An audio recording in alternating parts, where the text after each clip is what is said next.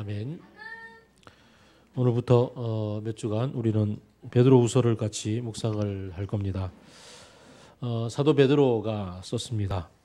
베드로는 그의 후반기 인생을 로마에 살았습니다. 로마에 살면서 그 네로 황제가 등장하고 로마에 불을 지르고 했던 그 사건 뒤에 바울과 거의 비슷한 시기에 세상을 떠나게 되는데, 바울은 로마 시민권자니까 참수형을 당했고 베드로는 스스로 참수형을 거부하고 십자가형을 당하는데, 십자가에서 바로 매달리는 것에 대해서 주님이 바로 매달리셨는데 나는 어떻게 주님의 모습을, 그러며 자기는 거꾸로 매달려 죽었다, 이런 설이 있습니다. 이것은 설이고 어쨌든 그 근처에 이렇게 십자가형을 다해서 세상을 떠났다, 그렇게 알려져 있습니다. 베드로 전서는 베드로가 이제 로마에 있으면서 잡히기 좀 직전까지, 로마는 이미 좀 흉흉하고 기독교에 대한 핍박이 아주 심각해져 있는 상황이었는데, 변방까지는 이렇게 확대가 되지 않았으니까 변방에 흩어져 있는 나그네 된 그리스도인들에게 조심하십시오, 이 핍박을 어떻게 하든지 잘 견디십시오 라는 그런 취지의 편지를 썼었습니다. 그에 비하면 베드로 후서는요, 이제 그가 죽기 직전에 썼다, 이렇게 알려져 있습니다. 죽기 직전에 이미 핍박이 전체적으로 확대되어져 있었고, 그리고 수많은 사람들이 이 핍박에 맞서서 죽임을 당하는 반면에 또 어떤 사람들은 배교하고 돌아서고 했던 그런 상황이었죠. 배교하고 떠났던 사람들 주변에는 또 많은 그것을 합리화하고 그것을 정당화하는 그러한 가르침들이 또 막 이렇게 빨리빨리 번져 나갑니다. 이른바 간단한 말로 하면 이단이라고 할 수가 있겠는데, 그런 잘못된 가르침들이 많이 퍼져 나갔었죠. 그래서 이 베드로후서는 특별히 그 잘못된 가르침에 대해서 경계하고, 그게 아니다, 그 합리화할 수 있는 문제가 아니다, 오히려 진리 앞에 바로 서라, 이렇게 도전하기 위해서 이렇게 편지를 썼었습니다. 베드로 전후서 모두가 다 수신자는 지금의 터키 지방에 살고 있는 흩어진 그리스도인들입니다. 1절을 보면 그리스도의 종인 사도 베드로가 우리의 믿음과 같은 귀한 믿음을 받는 이들에게 편지를 쓴다라고 얘기를 합니다. 믿지 않는 사람들에게서는 편지가 아니고 우리의 믿음과 같은 귀한 믿음을 가지고 있는 그리스도인들에게 편지를 썼습니다. 특별히 지금 많은 사람들이 배교하고 있거나 혹은 그 배교를 합리화하고 있는 그런 상황 가운데서 자신을 그리스도의 종이다라고 분명히 밝히고 있고, 또 사도라고 밝히고 있습니다. 그리고 뒤에 가게 되면요, 1장 16절에서 18절을 보게 되면 자신이 특별히 예수님의 그 변화산 경험에 대해서 얘기를 합니다. 내가 그 장소에서도 있었다라고 얘기함으로 해서 자기 자신이 예수님과 같이 3년을 지내왔던 그 권위가 있는 사람임에 대해서 얘기를 하고, 바울에 대해서도 그 3장 15절을 보게 되면 우리의 사랑하는 형제 바울이라고 얘기를 하죠. 그래서 이미 이 터키 지방에 복음을 전했던 그 바울에 대해서 우리의 형제라고 해서, 왜 바울을 따라다니면서 계속 괴롭혔던 그 거짓 교사들 있잖아요. 거기에 대항해서조차도 바울에 대한 권위를 세워주고, 그리고 자기 자신도 예수님께서 세워주신 권위가 있는 사람임을 분명히 얘기를 하죠. 그래서 이 편지가 사도적 권위가 있다라는 것을 분명하게 얘기를 합니다. 좀 전에 말씀드린 것처럼 우리와 같은 믿음을 가진 이들에게 편지한다라고 얘기해서 다양한 이렇게 색깔들이 혼재해 있는 그러한 기독교계 전체 속에서, 이 사도적 권위 속에서 함께 처음부터 이 가르침을 받았던 사람들이 어떻게 이 혼돈을 딛고 일어서야 되는지에 대해서 얘기를 하고 있습니다. 이 베드로의 시대와 오늘의 시대를 좀 생각해 본다면 눈으로 드러나는 핍박은 오늘날 분명히 없습니다. 예수를 믿는다고 해서 감옥에 가거나 죽임을 당하는 경우는 무슬림 지역이라든지 이런 독특한 몇 곳에서만 가능하지, 우리가 현재 살고 있는 이 땅에서는 그렇지 않습니다. 그러나 좀 돌아보면 우리를 그 합리화하는 이런 가르침들, 그 속에서 우리가 죄를 따르고 이 세대의 가르침을 좇아서 가는 것에 대해서 상당히 이 시대만큼이나 아니면 더하면 더한 만큼이나 잘못된 가르침들이 우리들 주변에 많이 널려 있는 것 같습니다. 그 잘못된 가르침, 아마 이 베드로 시대에 가장 많이 등장하고 이제 막 전체적인 영향을 미쳤던 그 가르침을 하나 든다고 한다면 영지주의가 되겠죠. 이 원론 속에서 영혼과 육체를 나누어 놓고서 뭐 헬라의 플라톤 철학이라 그러겠죠. 영혼이 저기 있는 그곳이 뛰어나고 거룩한 것이고 이 땅에 우리 육체적으로 살아가고 있는 것들은 다 그냥 우리가 관여할 바가 아니다. 어떻게 살아도 상관없다라고 얘기하는 거죠. 그렇다면은 우리의 육체를 지니고 살아가는 목숨에 대해서 이 핍박 앞에서 이 목숨을 지키기 위한 욕구들을 따라가는 것에 대해서는 별 문제가 없겠죠.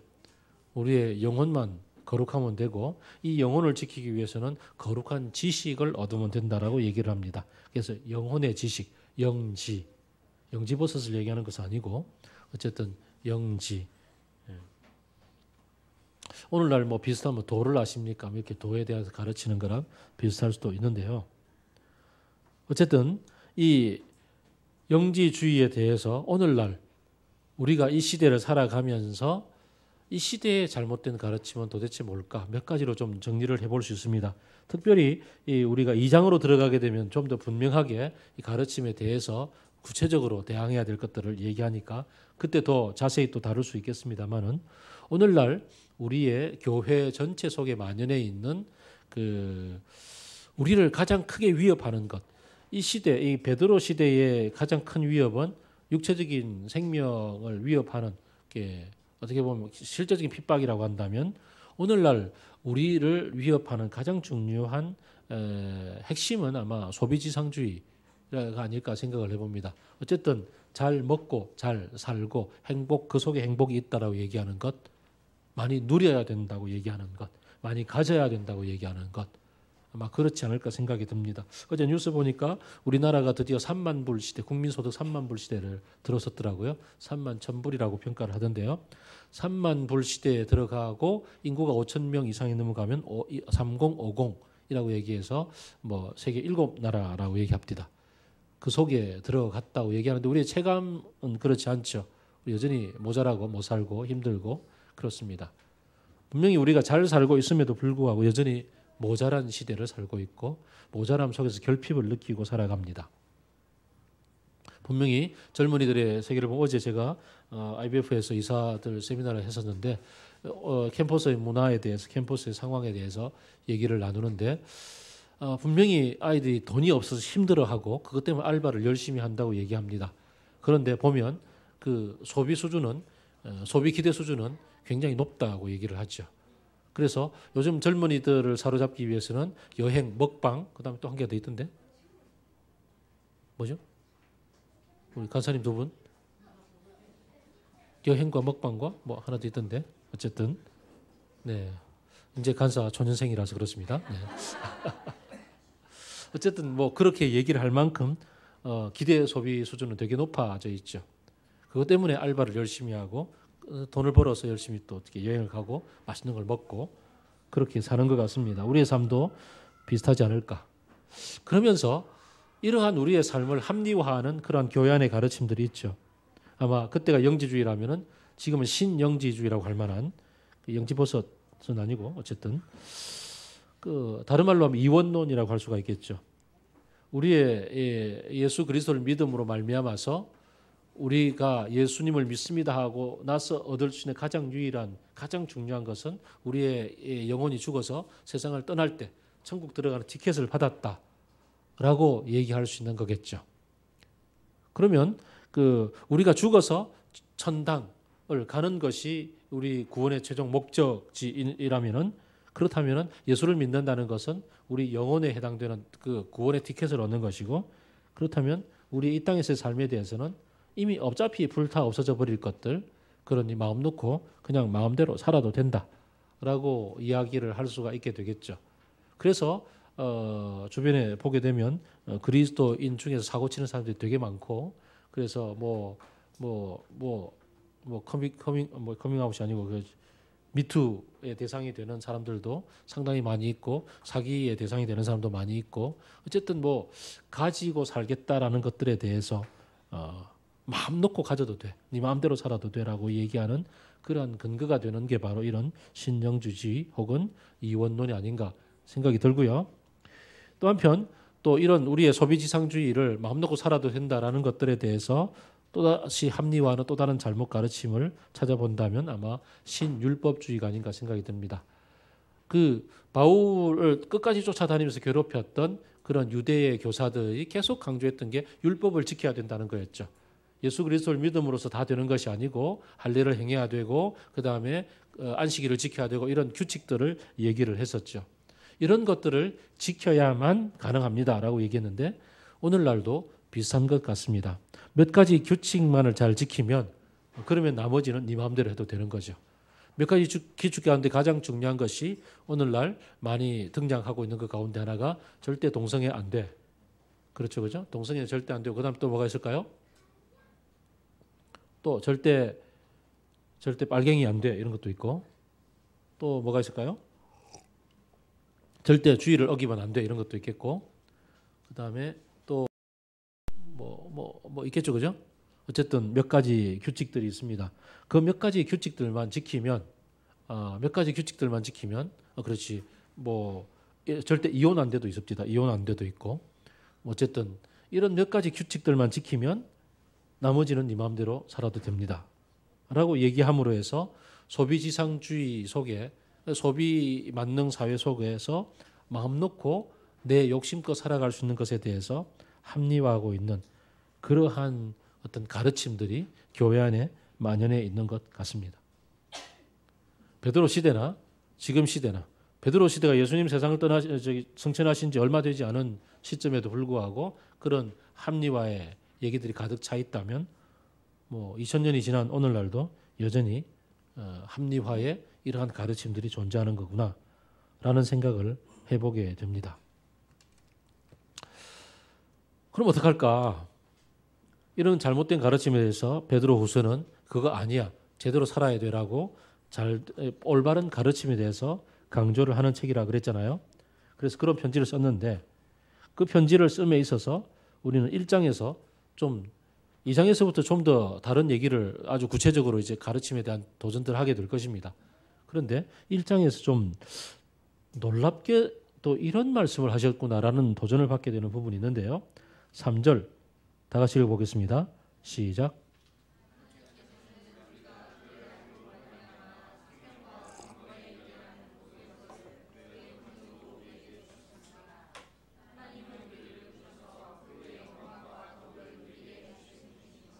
사장 마지막을 보게 되면 하나님은 4절 마지막을 보면 하나님은 하나님의 성품에 참여하는 사람이 되게 하려는 것이다. 하나님께서 우리를 부르셔서 첫 번째 3절에서 그를 알므로 말미암아서 그래서 그의 영광과 덕을 누릴 뿐만 아니라 그 결론적으로 그 4절에서는 영광과 덕으로 말미암아서 이제 이 세상의 모든 부패함을 넘어서서 하나님의 성품에 참여하는 것, 그 사람이 되게 하려는 것입니다. 라고 얘기를 합니다. 잘못된 가르침에 대해서 바른 가르침을 가르쳐야 되고 이런 교리와 규칙들이 중요합니다라고 이야기할 것 같은데 교리나 규칙이 중요하지 않고 베드로에게서 가장 중요한 것은 뭐냐면은 하나님을 아는 겁니다. 라고 얘기를 합니다. 하나님을 아는 데 있어서 지식적으로 아는 것이 아니라 하나님의 성품에 참여하는 겁니다. 라고 얘기합니다. 하나님을 아는 데 있어서 하나님을 우리가 잘 쓰는 말 인격적으로 만나는 것. 전인격적으로 하나님을 만나는 것이 중요하다라고 얘기합니다. 그래서 바울은 아마 그 뒤에 보게 되면 내가 변화산에서 예수 그리스도를 어떻게 만났는지를 내가 얘기해 주겠다라고 얘기하면서 예수님을 만났던 그 기억들을 떠올려 주는 것 같습니다. 사실 우리가 하나님을 인격적으로 만난다는 것에 대해서 굉장히 많이 들었음에도 불구하고 잘 경험해 보지 못할 때가 많은 것 같습니다. 하나님을 인격적으로 만난다는 것이 도대체 뭘 뜻할까? 아니, 인격적으로 만난 사람은 알죠. 그 경험이 어떤 것인지에 대해서. 그래서 예수님에 대한 변화사의 경험을, 변화산에서의 만남을 얘기를 하는 거겠죠. 지식적으로 열릴 뿐만 아니라 마음으로 같이 느끼고 그 삶에 녹아 들어가서 같이 그 뜻과 의향을, 그 감정과 성품을 같이 경험하는 것이 바로 인격적으로 아는 것이죠. 전인격적으로 알아간다. 부부가 같이 살아가면 닮아간다 그러죠. 성품이 닮아가고 그리고는 외모도 비슷하게 닮아갑니다. 참 중요한 얘기죠. 오래 같이 살다 보면 비슷해져 갑니다. 인격적으로 서로 깊이 나눔을 하기 때문에 그렇죠. 잘못된 가르침에 대해서, 자기를 합리화하는 것에 대해서, 이 시대의 유혹에 대해서 벗어날 수 있고 대항할 수 있는 가장 큰 힘은 무엇이냐면 하나님을 제대로 만나는 거죠. 하나님을 만난다 그러니까 그 옛날 생각이 떠오릅니다. 한 개척하고 나서 한 2년 차 때인가요? 그때 우리 교회를 찾아왔던 형제가 있었습니다. 그때 그 맑은 물 교회를 한마디로 소개해 주실 수 있겠습니까? 라고 했을 때 제가 그때 아마 저는 기억이 없는데 그런 말을 했다 그러네요. 저희들은 자매님이 하나님을 인격적으로 만날 수 있도록 도와드릴 수 있습니다. 라고 이야기를 했답니다. 그리고 그 말씀이 마음에 꽂혀서 교회에 남았고 우리 맑은 물교의 가장 중요한 기둥 중에 한 분이 되셨습니다.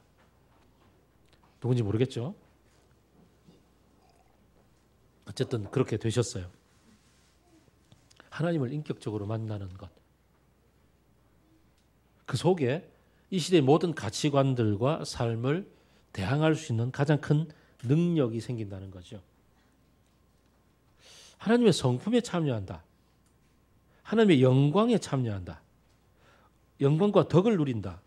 은혜와 평강이 더욱더 풍성하게 된다. 어떻게 좀 구체화해 볼 수가 있을까요?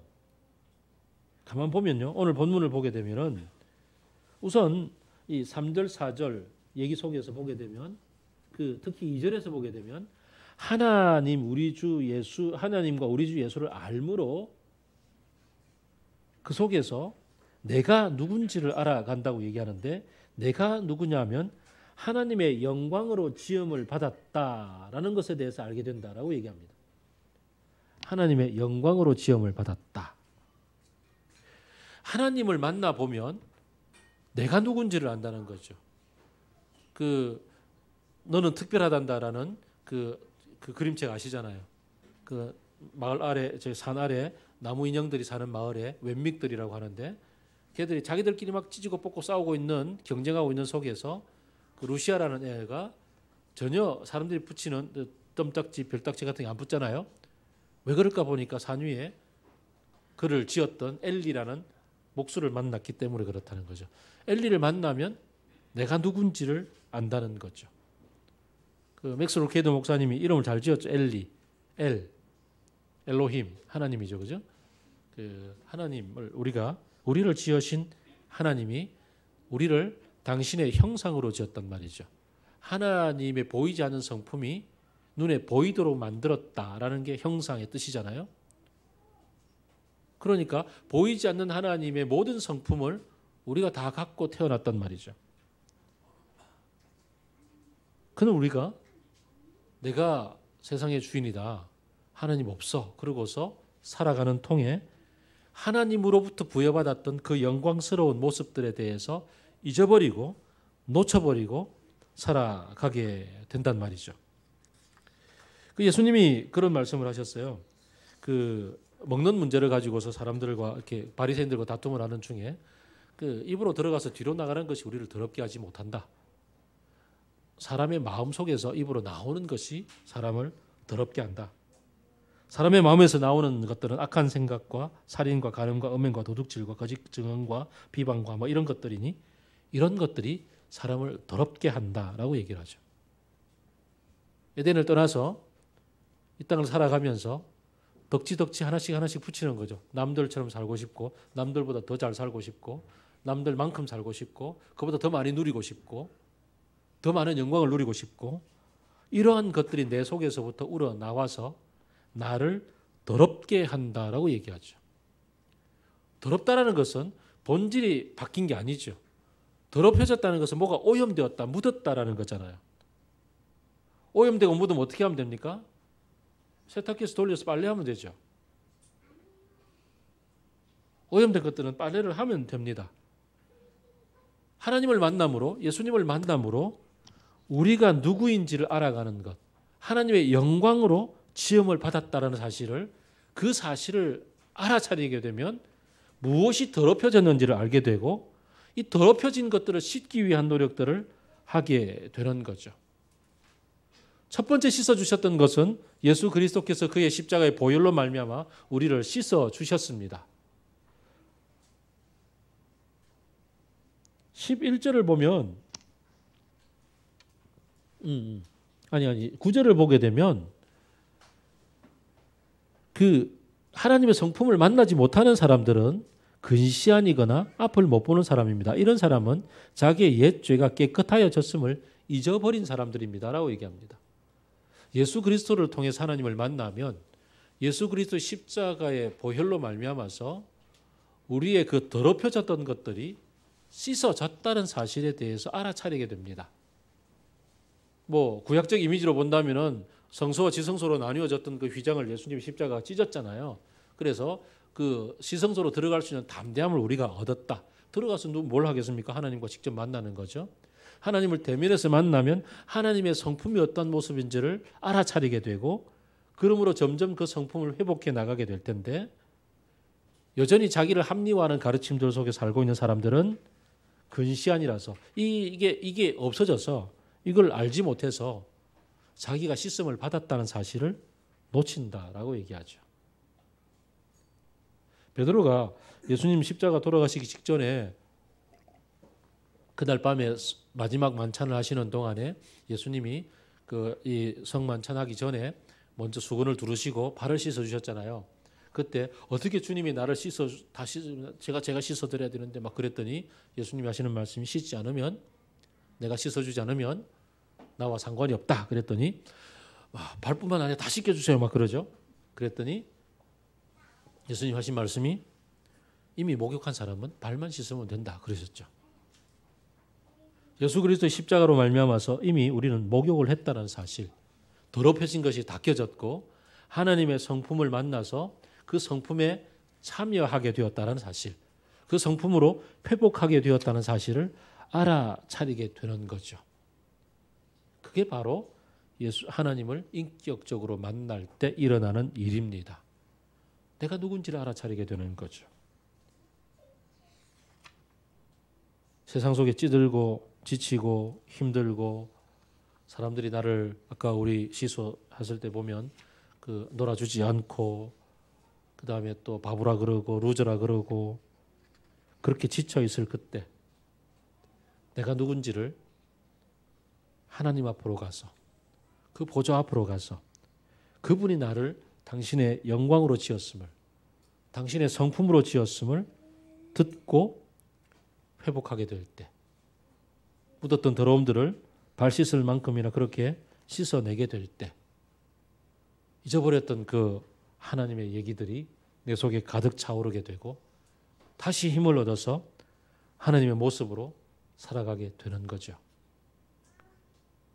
네로가 핍박을 해오고 다 죽이려고 협박을 하고 있을 그때, 목숨을 부지하기 위해서 그곳에서 벗어나 살기 위해서 나를 합리화하고 그래서 기독교 교리를 왜곡시키고 예수 그리스도의 십자가의 능력들을 부인하면서 살아가는 그런 위협들이 존재할 때, 그때 하나님의 보좌 앞으로 가서 주님의 그 만남 속에 젖어들게 될 때 그분의 성품이 내 속에 있음을, 그분의 영광스러운 모습이 내게 있음을, 세상 모두를 창조하시고 모든 것을 다스리시는 하나님의 영광이 내 속에 있음을 감지하게 될 때, 그럴 때 떨치고 일어나서 끝까지 게 뭐라고 그러며 함께 박차고 일어날 수 있는 힘이 생기게 되는 거죠.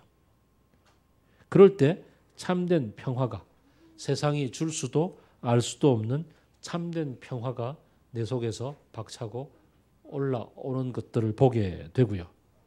그게 바로 놀라운 주님의 은혜라는 것을 알아차리게 되는 거죠. 네가 뭐가 모자라서 여기에서 빌빌거리고 있니? 떨치고 일어나서 네가 최고가 돼야 돼 라고 우리의 어떤 명예 욕구를 강조하고 주장하고 도전하는 그러한 어떤 세상의 도전들 앞에서조차도 예수 그리스도의 성품 속에서 십자가의 길을 걸어가셨던, 그 좁은 길을 걸어가셨던 그 분의 누가 아무도 뭐라 하지 않더라도 묵묵히 그 길을 걸어갔던 그 예수 그리스도가 내 속에 차오르게 되므로 그 모든 유혹들을 떨치고 주님 가신 그 길을 함께 걸어갈 수 있는 용기가 생기게 되는 게 바로 주님을 인격적으로 만날 때, 하나님을 인격적으로 만나서 그 성품에 젖어들게 될 때, 그럴 때 일어나는 일입니다. 본문은 좀 더 그 얘기를 구체적으로 하고 있는데요. 이제 좀 더 보게 되면 그 미세먼지 경고 아닌 것 같은데. 네?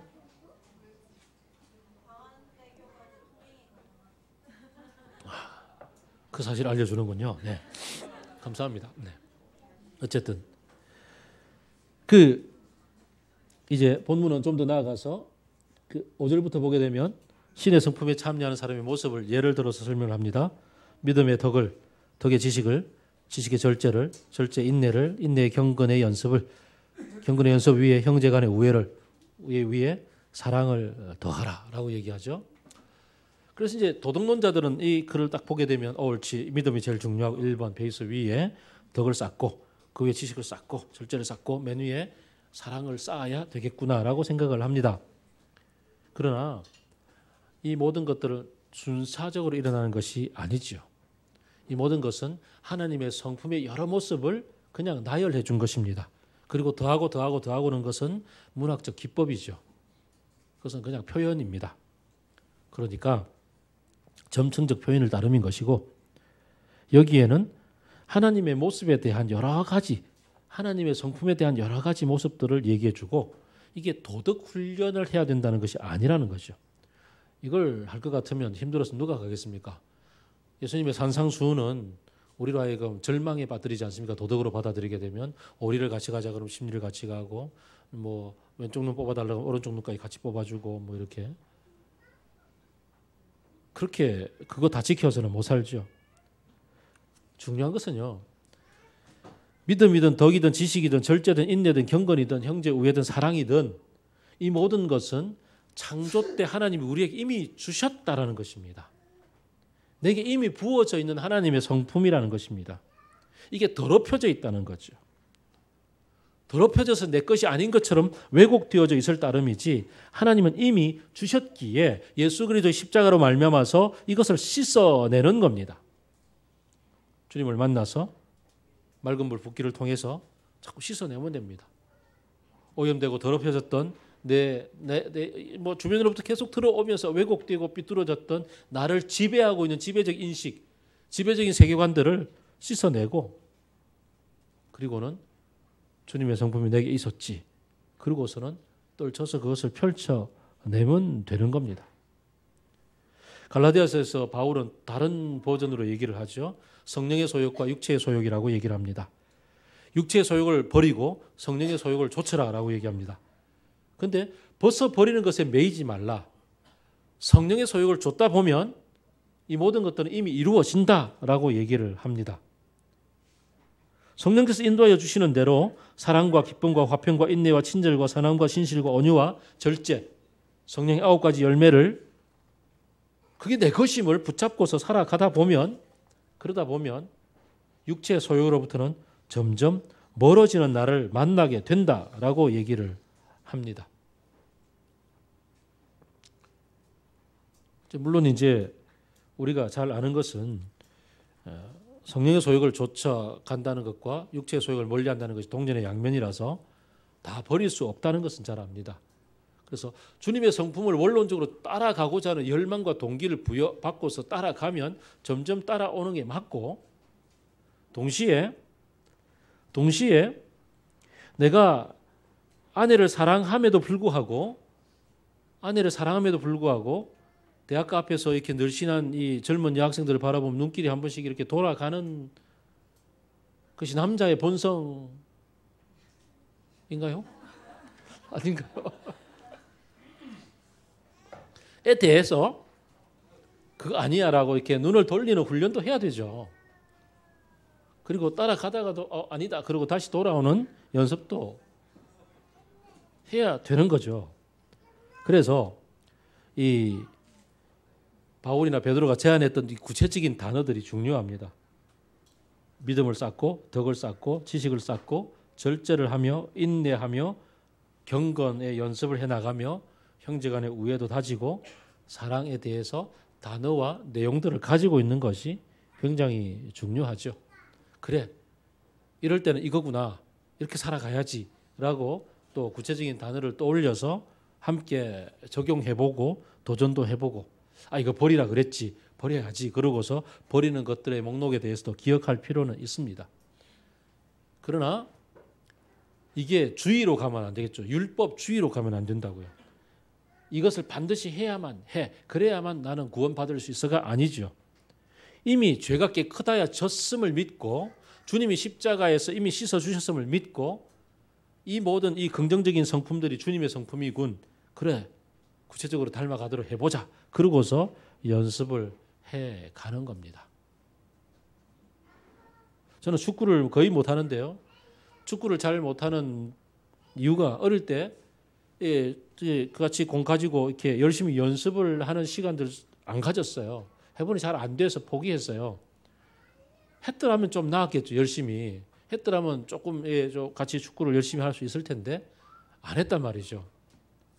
그 고등학교 때 농구가 붐이 불어졌는데 농구 연습을 안 했단 말이죠. 그러니까 못하는 거죠. 그러니까 그 맛있는 반찬을 어릴 때 엄마가 잘 만들어 주어서 먹어본 애들이 나중에 요리도 잘해요. 우리 집 애들 요리를 잘해요. 그런 것처럼 이 성품을 구체적으로 보고 배우고 훈련해 나가는 장 속에서 연습을 해 나가는 게 중요하죠. 그래서 교회가 있는 거죠. 교회에서 이 연습을 하는 겁니다. 가정교회별로 모여서 이 연습들을 같이 해 나가고 그거 우리 어떻게 하면 절제가 되더라, 그런 것도 연습해 나가는 거죠. 작년에 그 자매들끼리의 그 수련회를 하면서 밤에 어떻게 하면 우리 남편을 실망시키지 않고 남편을 기쁘게 하고 즐겁게 하는 아내가 될까, 이런 연습을 하셨죠? 안 했나요?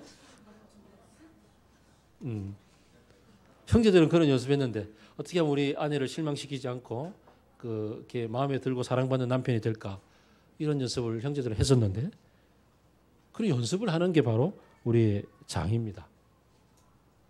그리고 이 하나님 나라의 정의가 무엇인지에 대해서, 하나님 나라의 공평이 무엇인지에 대해서, 하나님 나라의 평화가 무엇인지에 대해서 같이 꿈을 나누고 도전을 하고, 이 시대가 어디로 가고 있는지에 대해서 이제 분석하고, 이제 다음 시간에 연습들을 구체적으로 해 나가야 되는 거죠. 그러면서 잃었던 성품들이 차근차근 회복되어집니다. 오늘 본문을 마치면서요, 잘못된 가르침에 대해서 지적으로 이런 체계적인 연습을 해야 돼라고 얘기하지 않고, 이런 걸 배워야 돼라고 얘기하지 않고, 하나님의 성품에 참여하는 사람이 되라라고 도전을 하고 있다는 사실에 대해서 먼저 우리는 집중해 볼 필요가 있습니다. 하나님을 만나야겠다. 하나님의 이 온전한 성품에 같이 동참해서 닮아가고 누리는 즐거움들을, 이걸 좀 누려보자, 이걸 좀 알아차려보자, 이렇게 도전하고 있음에 대해서 우리는 좀 깊이 마음에 좀 새길 수 있게 되기를 바랍니다. 그러기 위해서 뭘 해야겠습니까? 맨 먼저 하나님과 만나는 시간을 가져야겠죠. 데이트해야겠죠. 하나님과 데이트하는 시간이 가장 중요합니다. 그래서 큐티가 중요합니다. 큐티가 아주 관찰, 해석, 적용 이런 큐티뿐만 아니라 그냥 말씀을 두고서 말씀 안에 계시는 하나님을 만나서 그러면 푹 젖어들고 그냥 그 성품 속에 같이 가만히 머물러 보는 시간. 저때 나이가 이미 젖을 다 뗐음에도 불구하고 엄마를 찾아와서 안기는 이유는 그 엄마의 숨소리가 좋아서, 그 엄마의 품의 따뜻함이 좋아서, 뭐가 필요해서 주님 주세요 하고 이렇게 소방차 불 끄는 기도를 하는 것도 중요하지만, 주여 주시옵소서 하고 그냥 나무 불뿌리 뽑는 것도 중요하지만, 아무것도 하지 않아도 그냥 엄마 품에 안겨서 엄마 품이 좋아서 안겨있는 아기처럼 하나님이 좋아서 하나님의 품에 그저 안겨서 시간을 보내는 시간, 그냥 그 숨소리에 그냥 같이 젖어드는 시간, 그걸 즐기는 것, 그것이 무엇보다도 중요합니다. 그걸 어른들은 기도라 그러기도 했고 말씀 묵상이라 그러기도 했고 그걸 예배라 그러기도 했고 뭐 다양합니다만은 어쨌든 그러한 시간을 갖는 것, 내가 뭐라고 이름하든 상관없이 주님과 같이 거닐다. 함께 기도합시다.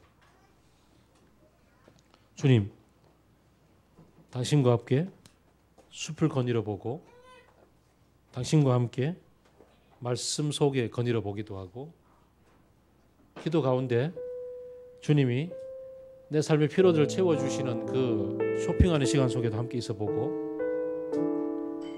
또 베드로처럼 변화산의 경험처럼 그렇게 신비한 체험 속으로도 한번 따라가 보기도 하고, 삶의 구체적이고 다양한 순간순간 속에 주님과 함께 거니는 시간, 주님이 좋아서 그저 머물러 있는 시간, 바빠서 쫓겨다니는 이 세태 속에 주님과 함께 같이 있는 시간 즐거워하게 하여 주옵소서. 그 속에 내가 점점 주님을 닮아가게 하여 주옵소서.